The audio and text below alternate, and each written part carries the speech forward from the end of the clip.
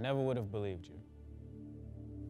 If you had told me that one day you could flip through the pages of the autobiography of God, searching the scriptures for assurance and solace, seeking sanity and stability from a sovereign Savior, and in that, you found a quote from me. It's mind-blowing. That blowing through God's mind and his story of his social studies on this globe included a soldier that wasn't even on his side of the World War. For the rest of time, I'd be known for my role, not my name. But what's crazier than me being in this text is the type he chose for his bestseller. I mean, we believed in Hercules, so it wasn't so much how God could be man, but how God can be this man. If the guy we booked is the Word made flesh, he must be a booklet, because he was so small. He wasn't God-like.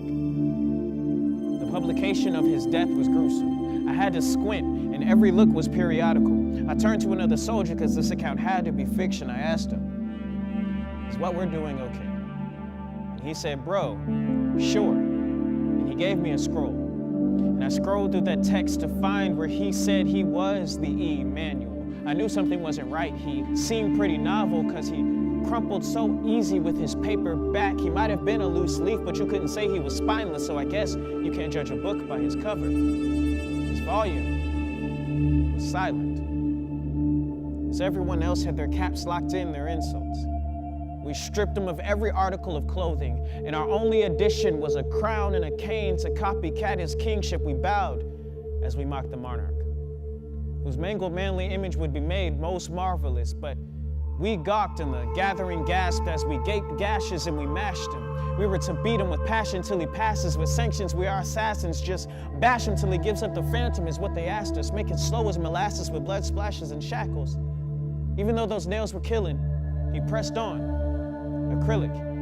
He weaved us his hairs as we beat him out of existence.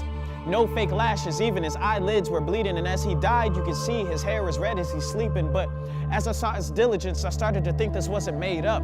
The other soldiers would laugh and joke as he got sprayed up. He was sun-beat, the sun screened, his skin burned, his flesh was peeling, red and marked as his soul returned. We didn't realize that every prophecy was affirmed. With every whipping, with every bruise, our sin is purged. I don't want to kill him, put him in a penitentiary. I should be celebrating him, centurion of the century. But with all these doubts, I had to nail him to a crucifix. My face is white as bricks, as everyone called him a lunatic. He took this like he was used to this, accused but God enthused by this, amused by this. His human self was super sick, and yet I was excused of this, approved by this, that though I sin, I win, and I am proof of this. And that Word made flesh is good for my reproof in this. Before this, I wasn't used to this. These Roman gods of foolish pitch, I'd rather submit to a God who died so I'd make fewer slips, fewer tripped. As the gravel upon the ground started quaking, the son that was forsaken was sadly mistaken as faking. Graves started opening, saw a zombie invasion, the undertaking awakened with every shaking vibration. I took off my helmet to show that I recognized I couldn't reject it or continue with telling a second lie. This man was a man but was God and was penalized for being the bridge so God and we could be unified. A God that's crucified chose suicide over you and I view the sky and chose to abide in his do or die. I knew a God who made me, a newer God was infused in pride. Now there's a newer I, renewed, and I say adieu to the fool inside.